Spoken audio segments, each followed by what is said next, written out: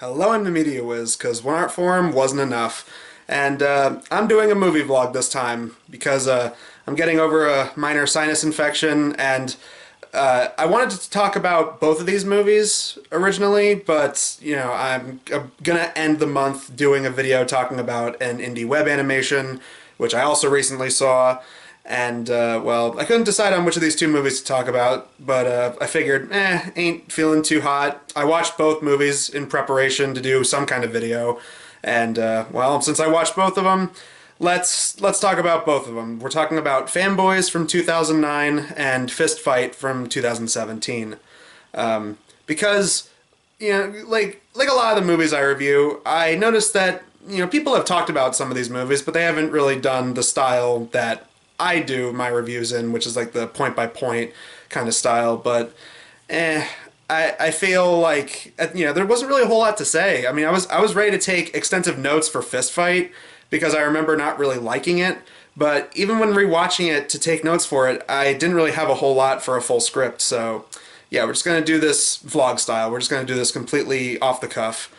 But before we get to Fist Fight, let's talk a little bit about Fanboys, which is the other movie I watched this week.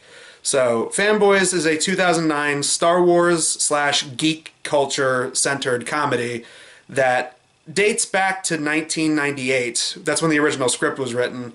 And the guy who wrote it is also the same guy who wrote the original Ready Player One novel. Was surprised to find that out. It's been passed around to a bunch of different producers throughout the years. Adam Goldberg, the guy who created The Goldbergs, he was attached to it at one point. I forget his last name, but he works with Kevin Smith a lot, which is appropriate because there's an obligatory Kevin Smith and Jason Mewes cameo in the movie. But most notably, one of the many things that attributed to this movie's troubled production is one of the producers was Harvey Weinstein, because it's a Weinstein Company movie. We'll get to some of this in a sec, but the overall synopsis of the movie, because it was originally written, like the first draft of the movie was written in the late 90s. It was definitely before Phantom Menace came out, because Phantom Menace is a key part of the story. And the original plan was to have the movie released before Phantom Menace even came out in theaters, but obviously that didn't happen. It just kept getting pushed back and pushed back and pushed back, delayed. But anyway, the main plot of the movie is about a group of nerds, a group of geek friends who are all into Star Wars, and the movie takes place in 1998. And like people were back then, they were excited for the release of Phantom Menace. But one of the members of this group has cancer, so they decide to try and make it up to him for one last hurrah. They're going to go on a big road trip to try and sneak into Skywalker Ranch to actually see the movie before it hits theaters. And, well, I guess the biggest criticism I have for the movie, and I generally liked it, I am kind of glad to see this movie has a cult following, because there's some fun cameos all throughout. Of course, you got some Star Wars people in there. You got Lando Calrissian. You got the late great Princess Leia. She's in the movie. The guy that played Darth Maul. He's like one of the security guys at the end of the film. And a bunch of cameos from like comedy people. Like Seth Rogen is in the movie as like multiple characters, but I'll touch on that a little later. Craig Robinson is in there. Danny McBride is in there. I think my favorite is Christopher McDonald plays one of the main guys' dads in the movie, and he's like a sleazy Texan car salesman guy. But my favorite thing is one of the trailers where they pretty much just gave away every one of these cameos. They show him, and he's credited as Shooter McGavin, his character from Happy Gilmore. As a fan of Happy Gilmore, I approve of that. But and like I said, Jay and Silent Bob have a cameo, and even though they're not in character as Jay and Silent Bob, that's pretty much what they were going for, because did you know that Kevin Smith loves Star Wars? Yeah. But anyway, like I said, my biggest criticism with the movie is probably the first act definitely leans more into the cliches you'd expect from a road trip movie. Like, there's a part where they stop at a shady biker bar. There's a part where they get chased by some rednecks. although that's a little bit later on in the movie. There's a part where they are in the middle of the woods and they're camping, and Danny Trejo shows up and has a pretty fun cameo where he gives them a bunch of peyote and they start tripping balls. That was kind of funny. And because it's 2009, there's a couple of forced gay jokes in there that aren't really all that funny. I mean, there's one where, like, of course, they wake up the next day and they're snuggling together, and it's like, dude, get off of me. Oh, you know, was that your lightsaber poking me? And the other guy goes, oh, no, don't flatter yourself. That was just my lucky R2 figure, and pulls out a little R2-D2 from his pocket. Yeah, I mean, give him some points. It's not Chuck and Larry. It's not Wild Hogs, but like, that didn't really ruin the movie for me, but every once in a while I'm just like, oh, we're doing those jokes again, all right. But I feel like when it leaned more into the Star Wars-centric stuff, like, one of the best comic set pieces you got in this thing is they stop off at a Star Trek convention, and they have a whole bit where they lean into the Star Wars fans versus the Star Trek fans.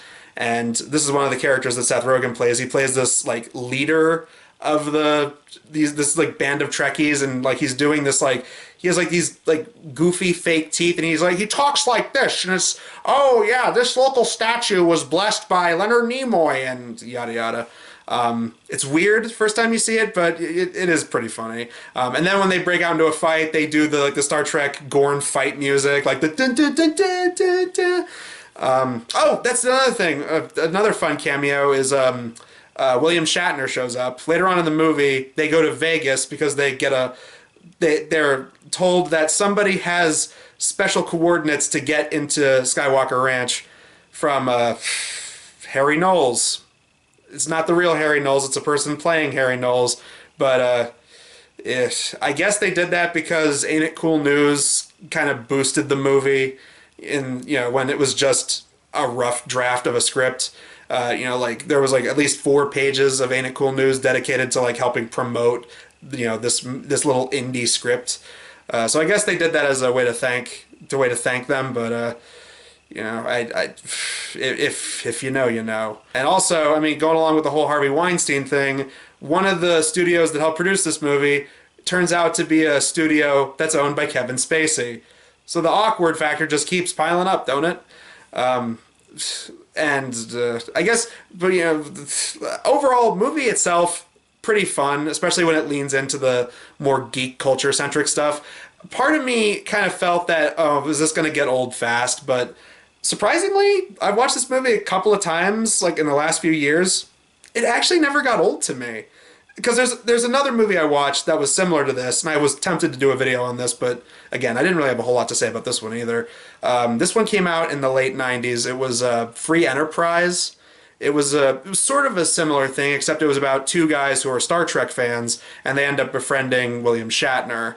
And there's like a whole... They kind of do a lot of the same stuff here, where it's like, one guy wants to move on with his life and not be a nerd who's obsessed with, such childish things. And his friend is telling him, no, you're giving up what you love to just be a corporate drone, and you're chasing after a girl who doesn't even respect your likes, and yada yada. I only saw it once a while ago. I remember it being an okay movie. I remember, like, I didn't hate it. I think I liked it more than I disliked it. But yeah, it wasn't really a whole lot to say for a video. Anyway, yeah, a lot of that kind of stuff is present in this movie, and overall, I did like the geek culture aspect to this, and while some of the Star Wars jokes are a little bit obvious, I feel like, I mean, it definitely helps if you're a Star Wars fan. It definitely, like, helps to watch this movie and be like, oh, like, they're dropping quotes from Star Wars left and right. But, I mean, from someone like me who, at best, is probably a Star Wars casual, I have not cared about Star Wars in a very long time, to be quite honest. Because then you got stuff like, Big Bang Theory, which every time I've watched it, just feels like it was written by people who think they know nerd and geek culture. And, I don't know, maybe, I know there are people out there that like it, but... Every time I watch that show, it just comes across as like, oh, pop culture reference, nerd reference, spoiler alert, bazinga. This movie is nowhere near that, so I did like that. I feel like if you're not a Star Wars person, it's probably not going to resonate as much with you. But and even if like there's another thing I was thinking of, especially in this day and age where it seems like the Star Wars fandom is super divided amongst itself. I feel like even if you are a fan of the prequels, like there's not really a whole lot to get angry at in this movie. I mean, I will say I did, as someone who's not really a fan of the prequels, I did laugh at the ending joke of the movie, which is pretty obvious. Eventually their friend passes away. They do get into Skywalker Ranch, and this is before the friend passes away. So they get into Skywalker Ranch, but they're caught by security, who are all dressed up like like stormtroopers and imperialists from Star Wars, which is pretty funny. But they're sat down, and only the one with cancer is allowed to watch the movie. Everybody else has to sit it out. And there's kind of an awkward silence around the campfire, and then eventually they all talk about the overall message of the movie, and they say, it's like it wasn't even about the movie; it was about the adventure, it was about the journey, which I liked. I thought that was a very sweet and tender scene, and it shows the movie does have a heart. It feels like it's more than just a dumb comedy about a bunch of nerds. It felt like there was actually like a real heart to that. But the end of the movie, after the friend tragically passes, it shows them in line for Phantom Menace, so they can all watch it now. And you got people in costumes. You show all this different stuff, like like what some of these people are doing now. Like at the beginning of the movie, you have one guy who he wanted to be a comic book artist, but he was working at his dad's car dealership. Now he's finally living the dream, and he's a comic book artist. One guy finally moved out of his mom's garage, and he's like now working on cars and decals. One guy gets the girl because they have the token cute nerd girl played by Kristen Bell, who's really cute in this movie. I mean, she's been a huge crush amongst geek culture for a very long time. And you get to see her cosplay as Slave Leia. That's kind of cool. And she ends up with the one guy who she had a crush on, who she worked with at the comic book store, played by Jay Baruchel. So yeah, if this movie gives you anything, it gives you a potential shipping of Anna from Frozen and Hiccup from How to Train Your Dragon. So there's that. But it shows all these people, what they finally have accomplished. A lot of them have kind of grown up, and they finally see in the movie. And just before the credits, one of them looks over at the others and goes, "Hey guys, I just thought of something. What if it sucks?" Credits. And I'm like, yeah, best joke in the movie, and it's the very last one. I laughed at that. But overall, yeah, as a movie, it's not perfect or anything, but I definitely enjoyed it. I felt like, despite some of its weaker aspects, it had a lot of heart, and even if some of the Star Wars references definitely depends on like what your stance on Star Wars as a franchise is, or your tolerance for jokes about Star Wars, yeah, like for what it is, perfectly fine movie in my eyes. It was entertaining. In terms of Star Wars comedy, it's nowhere as good as Spaceballs, and I would say it's not even as good as like Family Guy Dark Harvest, which was like the first Star Wars parody they did, but it's way better than other crappy road trip comedies from around that time. I mean, this was the same year we had comedies like Year One and Harold and Kumar 2 and other crap like that. There was a movie called Sex Drive, but I remember thinking that was a pretty funny movie, actually. For all I know, it's probably on par with this one, maybe a little bit better. I probably need to rewatch it again. But, it was better than the Spaceballs animated series. It was better than, what was that thing? Star Wars Detours? Like that stupid, failed Disney XD Star Wars cartoon they were going to do. That looked pretty awful. Apparently the people that made this movie want to make another one, and it makes me wonder, what could they possibly do? I mean, would it take place in 2019 or whatever, and have it be that they want to sneak in to Disney HQ to watch Rise of Skywalker before that hits theaters? I don't know, or something like that. It would be kind of interesting for them to do another one of these, now that it's no longer Lucas's call. Now it's under Disney's control, and I'm very curious to see what they would do with that. Again, like I said earlier, especially with the current state of the Star Wars fandom. God, but yeah. But I think the biggest detriment to this movie was its troubled production because it seemed like producer Harvey Weinstein had it out for them because there were so many things that Harvey Weinstein, like a typical sleazeball producer, thought he knew better than the people that were making this movie and was constantly calling for script changes, rewrites, reshoots. Like when the director was off doing something else, like on his honeymoon, he would have other directors and producers and whatnot, do reshoots without his acknowledgement at all. Apparently, like one of the set of reshoots was done by a guy called Steve Brill, and Steve Brill, like according to what the cast had to say about him when they had to work with him, was that he had this attitude like, "Oh yeah, I'm here to save your movie," and I'm just like, that's really funny considering this is the same dude that directed Little Nicky. And I don't hate Little Nicky, but come on, dude. Really? Like, that kind of attitude? Really? For a movie like this, nonetheless? Really? I don't know. But yeah, Harvey Weinstein felt like he just actively was trying to change. He apparently tried getting rid of the whole cancer aspect to the plot, which is a critical part of the story. I don't know why you would want to get rid of that because, oh, it's too dark and too depressing. It's like that's where the heart of the story comes from. And just, other sleazebag things like, I mean, it's Harvey Weinstein, so of course.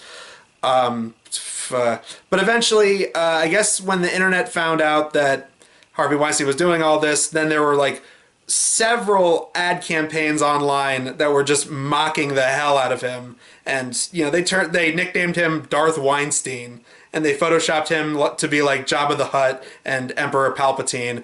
And ultimately he caved and said, paraphrasing, but I would like to imagine he said this, "Screw it, the nerds won."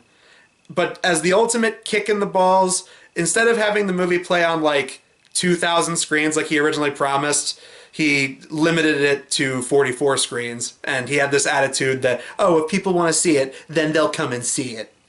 It's like big time, major league douchebag. Anyway, enough with Fanboys. Let's move on to our next movie, Fist Fight, which I briefly mentioned in a video I did years and years ago. It was a rant video I did on Ice Cube's movie career. And I said something along the lines of, I want to see that. And eventually I did see it once around, I believe 2017 or maybe 2018 when it went to video on demand. But I decided to rewatch it not too long ago. I watched it earlier this week for the sake of doing a review or some kind of video on it, and wow, it's just as forgettable as I thought. I mean, it's probably not the worst thing I've ever seen. There's a few things that I snickered at, a few things that I chuckled at, but otherwise, this entire movie definitely feels like a straight to February movie because that's when it came out. It was released in February of 2017. Sort of the same thing I said about what was it, Boy Next Door, when I reviewed that, the Jennifer Lopez movie. I said that was the kind of movie that so goes straight to theaters in January because it's a movie that's not very good. It's a movie that the studio just wants to rush out because they know it's not going to have a whole lot of business anywhere else in the year. So they just dump it out in January, February, or August at the latest. August is sort of the dumping ground for a lot of mediocre movies. Not saying that all movies that come out around that time are bad, but it's pretty apparent. I mean, earlier this year we had Night Swim. That came out in January, and look at how terrible that was. Imaginary, that's another one. Madam Web, that's another one. But anyway, so Fist Fight. Well, I looked a little bit into the people that made the movie. It doesn't really have that interesting of a background, especially compared to Fanboys, which seemed like it was an uphill battle of a production. This movie, it was written by a couple of writers who worked on Brooklyn Nine-Nine, which is a show that I watched a little bit of, and even though I didn't keep up with it a whole lot, I liked it for the most part. The director was apparently a director on several TV shows, including It's Always Sunny in Philadelphia. And the producers of the movie, well, one of the producers sticks out to me the most. It's Sean Levy. And Sean Levy is a guy who's directed a bunch of stuff. Most notably, he directed the Cheaper by the Dozen movies, the Night at the Museum movies, Big Fat Liar, and the Steve Martin Pink Panther movies, and a bunch of other stuff like that that just kind of falls in between, I guess. Those are the ones that stick out to me. But he was one of the producers. And the other thing I find fascinating is every other like actor in this movie seems to be a TV actor, like, or at least had a start in TV. Like Charlie Day from It's Always Sunny in Philadelphia, Jillian Bell from Workaholics, Tracy Morgan from SNL and 30 Rock, and the weirdest one, Christina Hendricks from Mad Men. Like, I was joking to myself, like, wow, I can't tell what's worse, this or Bad Santa 2. She was also in that, like, a couple months prior. My God. But okay, so the plot of this movie, it's pretty much the same premise as an old 80s comedy called 3 O'Clock High, where two teachers are going to have a fist fight, and the more cowardly teacher out of those two wants to get out of it any way he can. Except I've only seen that movie once, and it was a long time ago, but I remember it having charm. This movie is a rated R comedy in the late 2010s, and it really feels it, because right away there's just so much forced, like, characters dropping curse words left and right, which I'm no prude. I don't really care about that, especially if it's a rated R movie. But it's swearing in the laziest way possible. Like a lot of other really, like, no wit at all kind of rated R comedies, the human penis is apparently just so hilarious to the people that made this movie, because every time they get a chance to show a penis, describe a penis, talk about what penis does, show it in graphic detail, they always lean into it, and it gets really uncomfortable after a while, I swear. Oh, isn't it funny? You got a bunch of kids going out on the football field, and they're mowing the grass in the shape of a penis. Isn't that funny? That's like the first half of the movie. Because the overall premise, it's the last day of school at this public school in, I believe, California somewhere. It's a public school, so the kids are running amok, being insane little recluses, and the teachers are pretty much just at the kids' mercy. And they're doing all these senior pranks, and it's especially bad for poor Charlie Day, who is the wormy guy who cannot stand up for himself. This is one of the many things that drove me crazy with this film, especially in the first half of it. Charlie Day's character is only likable because it seems everybody, even the people who are supposed to be his friends, and even like his wife and daughter, nobody actively seems to be on this guy's side. And he's only likable just because it seems the rest of the world doesn't like him and is actively out to get him. And, it's like after movies like Meet the Parents kind of did this formula, like that's pretty much all it is with these kind of movies. The main character is only likable because they actively write everyone around them to be assholes. And, obviously you got Ice Cube, who is he's the token angry teacher. He's the one that he is an absolute loose cannon. He's ready to the second that a kid is caught messing with him in class, he grabs a fire axe and starts smashing the kid's desk, because he's just that insane. And it doesn't help that they're also doing like teacher, performance reviews, for the end of the school year. And that's another TV person. The principal is played by Hank from Breaking Bad. My God, it was like everyone who had been on a TV show was contractually obligated to be in this movie. I will say, one of the few things I actually did laugh at, there's a running gag where one of the pranks that's pulled on the teachers is they paid a mariachi band to follow the principal around. So every once in a great while, he'll be talking to one of the characters and you just have and then he just turns around, "Will you stop that?"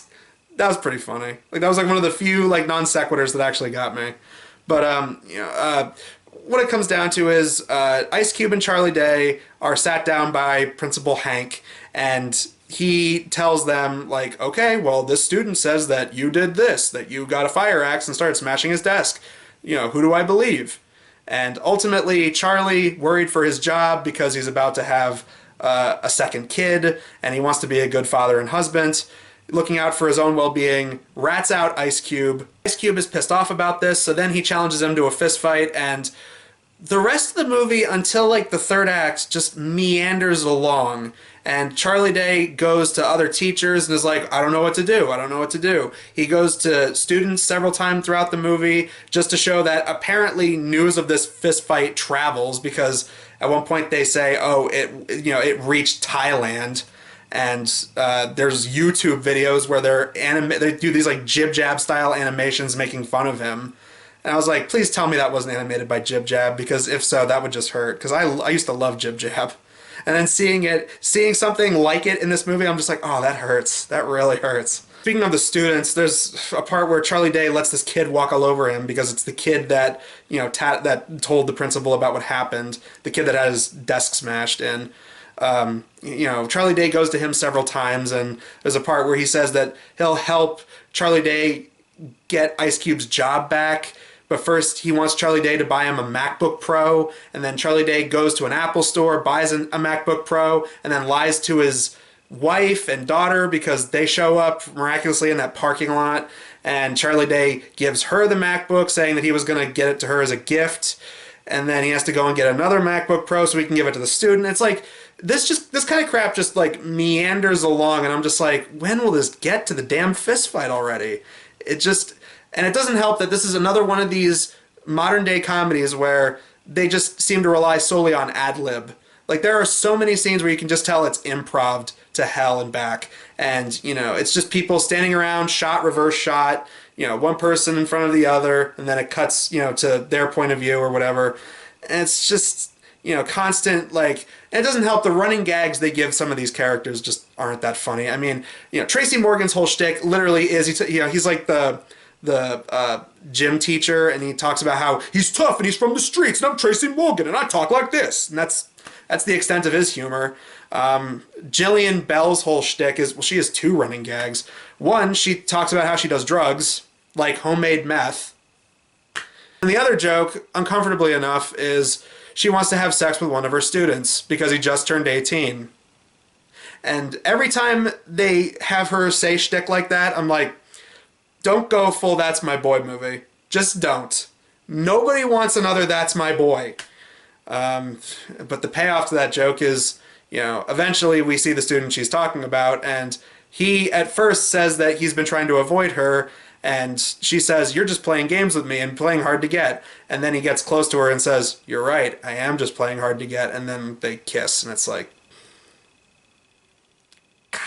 eventually comes a point where I started to hate Charlie Day's character, because then he ultimately decides, well, I can't go to anyone else because everyone else is an asshole. He even calls the cops at one point, and the cops, at first they think he's a student calling about a bully at school, and then he says that he's one of the teachers. And then they all laugh at him because he's a grown-ass man, and they say, take a beating like a man, you little bitch, or something like that. Then Charlie Day gets the idea to plant drugs on Ice Cube. So he goes to that one student to hook him up with drugs, and he gives him Molly, and then Charlie Day calls the cops. Then after Charlie Day calls the cops, Jillian Bell and Tracy Morgan tell him that Molly is a special kind of drug that police dogs can't sniff out. And then Charlie Day, goes into the room, lights up a joint. Ice Cube tries to attack him. The cops come back, and then eventually they're both put in a temporary jail cell. They're put into holding, and Charlie Day has to call and say that he can't make his daughter's talent show because that's like a thing they mentioned like once or twice in the first half. And she wants to do some kind of special song because some girl is being mean to her at school, and that's supposed to relate to what's going on with Charlie Day. But everyone just tells him that Charlie Day is a spineless loser who, he won't even get into a fist fight with a fellow teacher, so he's a spineless worm. And then here's where it gets really stupid. While him and Ice Cube are in the holding cell, Ice Cube calls off the fight, but before he does, Charlie Day goes over to another really big guy in the cell and lies to him that Ice Cube wants to fight him. And then Charlie goes back to sitting next to Ice Cube. Ice Cube says he doesn't want to do the fight anymore. And then the guy that Charlie talked to wants to fight Ice Cube. And despite being taller than Ice Cube holds his own. Punches him in the stomach, puts him in a chokehold. Guy goes down. And then when he finds out that Charlie lied to him and tried to get that guy to fight, Ice Cube decides the fight is back on. But first, Charlie needs to do his performance review, and he needs to go to the daughter's talent show. So he goes there, and it turns out that the higher ups, like the principal and a couple of others, like some superintendents, they're talking about just axing a lot of the teachers entirely. So that means they're going to get rid of all the other teachers. And Charlie finally stands up and tells them that that's bullcrap. And then, that's supposed to be the moment where you're like, oh, he's finally growing as a man, and oh, he's standing up for himself and what he believes in. And then he goes to the talent show, and, originally him and his daughter were talking about doing a song from the musical Rent, and she wants to do a song that's from the rapper Big Sean. And I knew exactly what they were going to do because I'm like, let's see, 2017, I remember when this movie came out, I was like, Big Sean, wait a minute, isn't that the guy that did that ass song? And then I was like, wait, isn't that the guy that also did that I Don't F With You song? And sure enough, that's the song they go with. So isn't it funny that like a 9-year-old girl is on stage singing, I don't F with you, you little stupid ass bitch, I ain't effing with you. Then he goes, has the fist fight with Ice Cube. And this is when the movie actually got good. The whole like third act end of the movie, like the actual fist fight itself, that was actually pretty good. It was well choreographed. It was actually pretty awesome. It actually was like really well edited. It was actually pretty cool. Although there was one missed opportunity where, Charlie, at first you think he gets the drop on Ice Cube, and he goes, all right, school's out for the summer. And I'm like, okay, now you play the Alice Cooper song, school's out for the summer. They don't play it. I'm like, movie, you have a bunch of rock songs on your soundtrack. That would have been so obvious. But then it's, a twist because, you think Charlie won, but then a couple seconds later, Ice Cube punches him out. So he didn't technically win. But then, of course, Charlie Day's wife gives birth. Ice Cube, after they had the fist fight, and it seems like they're now both on good terms with each other, Ice Cube gets him to the hospital.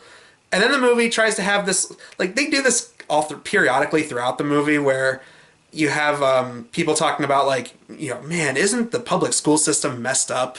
Because as soon as they get to the hospital, Ice Cube looks at, like, a news report on the TV, and they're talking about the fight, and it's like, is this, like, how far the school system has gone? Teachers are pitted against each other, and I'm just like, movie, like, you're gonna have dumb, wacky, banter and ad-lib and like all this like goofy hijinks and shenanigans in the first half of the movie where you have like kids letting horses run rampant through the school hallway while on meth, and now all of a sudden you want to have some message about, wake up America, the public school system, we need to fix it. It's like, this is not the movie to do that with. But apparently, I guess because they got a bunch of publicity out of it, and after Charlie Day mouthed off to the principal and the superintendents, and got into a giant violent fist fight with Ice Cube, not just in the parking lot, but all throughout the hallways of the school as well. Principal Hank goes to him when they're having a big summer barbecue and says, you guys can have your jobs back. Every single one of you, even Ice Cube. And it's like, why? Why? After all that media firestorm, you're still letting them have jobs? Okay, all right. But hey, the movie ends with them, I guess, appreciating each other more. That's something. It seems like Charlie and Ice Cube are good friends now. So there's that. Oh, and of course Ice Cube not only says, you got knocked the F out, because get it, they said that in Friday, but he also says F the police when they get taken to the holding cell. Get it? Like the song from NWA? Overall, I really wanted to like this movie, but overall, this probably isn't the worst thing I've ever seen, but it felt like just a slog to sit through, especially considering like all the scenes of the banter and the unfunny ad-libbing and just meandering along, and it's like, dude, like I know you want to build up to the fist fight, but the stuff they have happen in between the fist fight, it's just like, God. As psychotic as Ice Cube's character is, as much as I wanted to like Charlie Day's character because he's just a put-out loser that everyone, including it seems like his own family, doesn't seem to root for. After a while, Charlie Day is such just an idiot and a weasel. It's like, eventually I stopped rooting for him. It's like, God. That being said, couple of funny things here and there, but it's very, very scattered. And I guess the climax did make up for it. The actual fist fight itself at the end was really well done. But other than that, I don't know if I could really recommend it. I mean, it did kill a solid like 80, 90 minutes. I guess if there's literally nothing else on and it's on FX at like 2 o'clock in the afternoon, you got nothing else to watch, then sure, why not, I guess. But otherwise, I don't know. So Fanboys, not a perfect movie, but, despite its flaws, it was pretty entertaining. Fist Fight, I wanted to like it. It had a few things that I liked about it, but otherwise, I really didn't care for it. But anyway, that does it for this video. Tune in next week where I'm going to be talking about yet another indie web cartoon, and I'm finally going to be wrapping up my little trilogy of requested indie web cartoon reviews. We're going to be talking about Murder Drones next time. But until then, I'm the Media Wiz, because one art form wasn't enough.